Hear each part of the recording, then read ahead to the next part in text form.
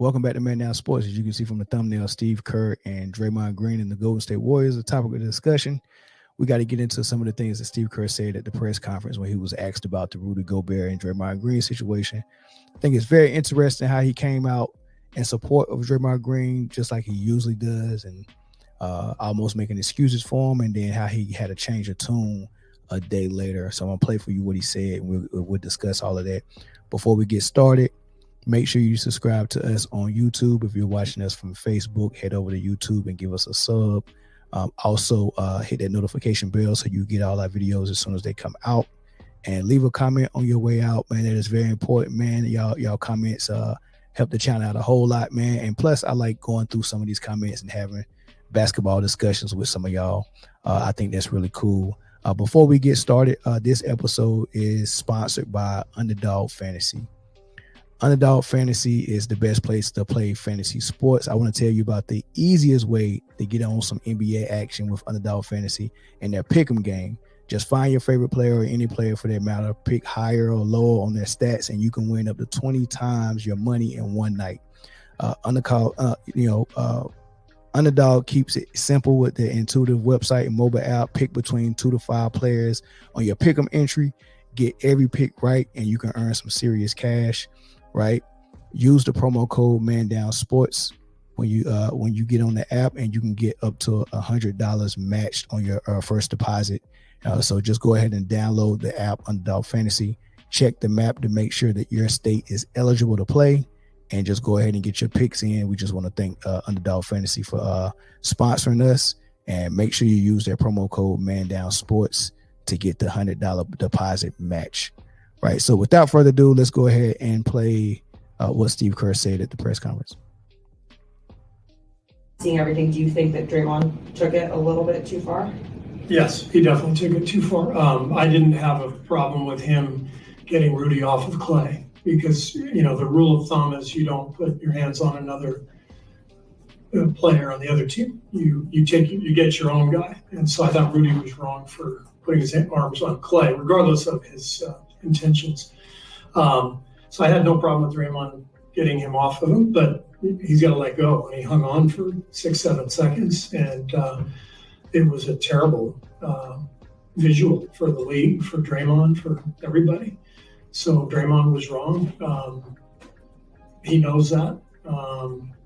It's a bad look. The 5 games is deserved, and we move forward. All right. So let's start what I agree with first. He said it was a bad look for Draymond, a bad look for the league. 100% right. And it's good that Steve Kerr can finally admit that, because this is more than what he said in the playoffs against Sacramento when Draymond stumped Sabonis in his chest. Steve Kerr was just like, what do you expect Draymond to do? Pretty much just totally enabling and saying, there's nothing wrong with what Draymond did. That's the last thing you need. And I think there might be some method to some madness why he did that. I think he really didn't want Draymond to get suspended for a game because he really wanted to win that series and see how far they can go in the playoffs. So I get it. I don't think he's that senile to really look at that and really think Draymond was not being a knucklehead and that was avoidable and unnecessary for him to do. I think everybody knows that, right?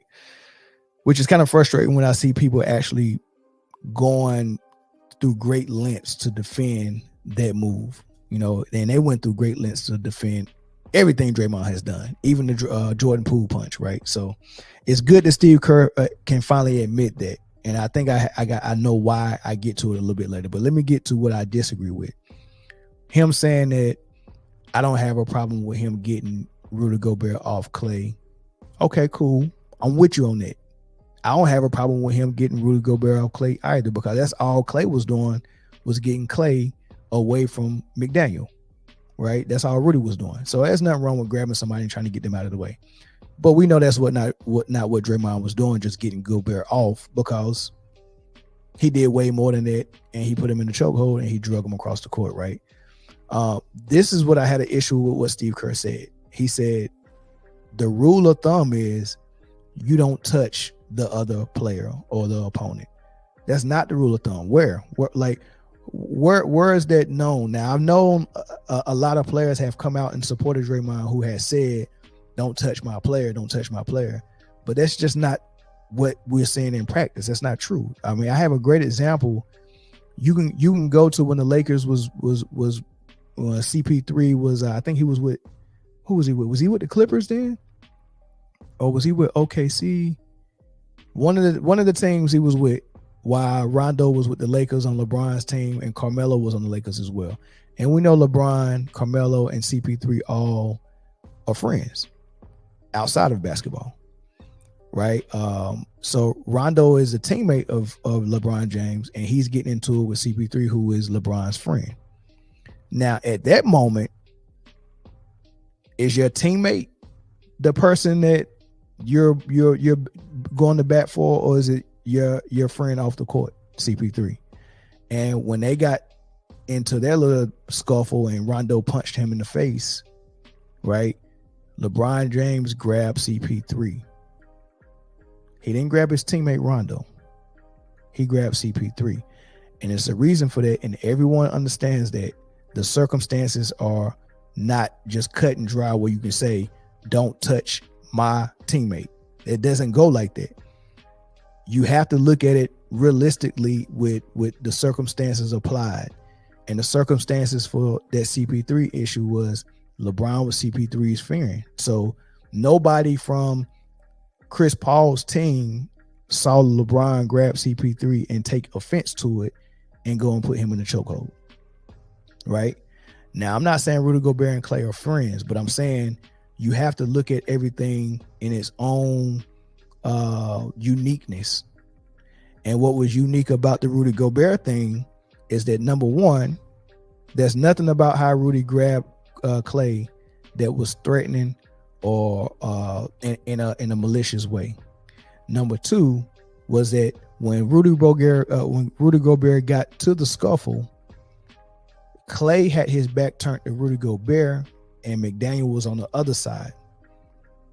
For Rudy Gobert to grab McDaniels, he would have to go all the way around the crowd to grab McDaniels, or push Clay out of the way to grab McDaniels, right?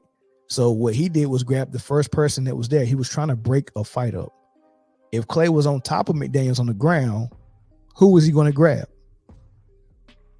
The way they're talking, like he's supposed to just go over there and just watch it because he can't get his man from the bottom of the pile, right? You have to touch someone that in a lot of cases is not your teammate when you're breaking a fight up. He was just trying to break the fight up. So you can't use that lame excuse that anything goes because you put your hands on my teammate. That means I get to do whatever. So, choking him is okay. No one is even saying, like, the people who's supporting Draymond saying he did nothing wrong. You can really choke someone because, hey, you started it by touching him. I'm not a believer in that. And my question is for everyone who's supporting Draymond, how far would you be willing to go with Draymond to say that he was in the right? Right. So if choking him was justified because Clay got touched by Gobert, would punching Gobert be okay as well? Would running and drop kicking him, with elbowing him, the people's elbow, is that okay? I like, seriously, in the comment section, tell me how far, for anybody who supports Draymond, how far could he have gone before you said, nah, that's not justified? Because if choking is okay, then the people's elbow got to be okay. A DDT got to be, a body slam got to be okay. A punch got to be okay. I guess the only thing that would not be okay is him going to go grab a chair and giving him that sweet shin music. I guess that's the only thing that's not okay. But everything else leading up to that, I guess it's cool. So that's what the enablers are saying, and that's the tune that Steve Kerr was singing before. But something changed. Here's Steve Kerr again. The line was perfectly in view the other night. He crossed the line as soon as he grabbed Rudy by the neck. That crossed the line. So, the line is when you're not going to be there for the next 5 games for your teammates at a time when they need you. that, understanding the repercussions of the actions, understanding the impact on the team, understanding the visual. I know Draymond, and he's a wonderful human being. He's filled with passion and love and respect for his teammates. But that is a bad look, right? That's a bad look. He knows that, and he's embarrassed by that. And so that's the line. That's where the line is. All right, so that's him taking more accountability for Draymond, and I'm glad he said that. He said he crossed the line, and he sounded like an adult, right? So either one or two things happen. Either what he said right after the game in support of Draymond may have been because, for the same reason he did it in the playoffs against Sacramento, I don't want him to get suspended for the team's sake. He may not have been saying that for Draymond's sake. He was probably just saying that, I would rather have Draymond in the lineup for my team's sake. So let me say what I can say to kind of soften the blow. I'm not going to come out against my player before the punishment comes, because they might use my words, and I might be able to say something now that'll soften the blow, right? So if I come out here very delusional and be like, I don't see nothing he did wrong, maybe the NBA will be like, well, shoot, maybe he got a point. Maybe touching Clay is an issue, and I'm pretty sure they probably looked at that way, because they end up finding Rudy Gobert when he shouldn't have got fined. He was trying to break a fight up. I've never seen somebody get fined for breaking a fight up, didn't throw a punch, didn't choke, didn't slam, didn't bear hug, didn't tussle, didn't jersey grab. No, I'm trying to break the fight up and be a peacemaker, and he got fined. So I think it might have worked a little bit where it was saying, how you go do something to my players and suspend my players, and Rudy Gobert gets nothing. He didn't even get tossed out. So I think the NBA kind of kowtowed to that a little bit. So either Steve Kerr was just, knew he was out of pocket with supporting Draymond before, and then after the suspension went down, now let me come out and be honest about it, because whatever I wanted to do didn't really work. He still got 5 games, so let me go ahead and be truthful. Either that happened, or when he talked with the NBA, or when Joe Lacob or Dunleavy, the GM, talked with the NBA, maybe they explained to them how bad this looked for the league, how much they're tired of Draymond, and I don't want to hear no more of that support that you've been thrown this way. You're gonna be on our side, and you're gonna be lockstep with what we think about this situation, and that's what you're gonna do, or we go find you, or we're gonna deal with you a different way, right? So maybe that's what happened, and I'm leaning more toward the latter, that the NBA got in his ear and said enough is enough, right? Here's Draymond Green on his show speaking to Steve Kerr about Steve Kerr being tired of Draymond. All the shit that I've caused myself. It's not that like I've gone through something that somebody else caused.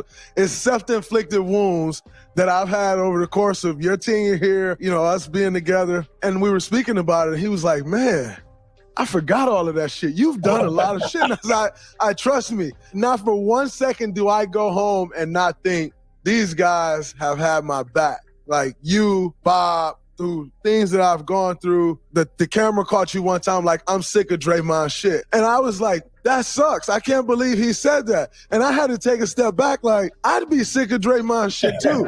So yeah, I mean, they can laugh about it now, because now we just got you a huge contract and all this stuff, and you gonna be here for the long run. They can laugh about it now, but yeah, Steve Kerr, if he could be honest and if Walls could talk, I know he's tired of Draymond Green. I know he is. I just don't understand what the fascination is with. We got to deal with it. We got to keep him here. I would have got rid of Draymond.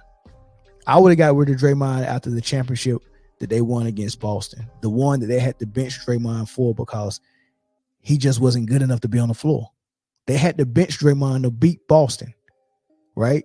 And the only thing Draymond really offered them was coming in game 3, I think, and playing WWE wrestling and football at the same time, tackling people, agitating people. That's what he brought to the table. Nothing basketball related.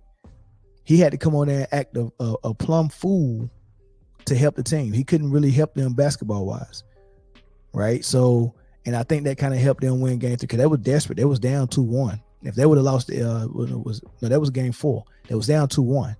They would have lost that. They would have been down 3-1. It would have been over virtually, right? So, I would have got rid of Draymond Green after the Boston series. That's the series that we seen how good Jordan Poole. Well, not even the series because Jordan Poole was doing it all season, especially in the playoffs, first and second round. But you got a glimpse that this could work, and the future is bright. They could have went forward with Wiseman. They could have went forward with Jordan Poole. They could have went forward with Kuminga, Moody. They had Otto Porter Jr. playing well in that stretch 4 position. They still had Iguodala. Of course, Steph, right? Wiggins played lights out.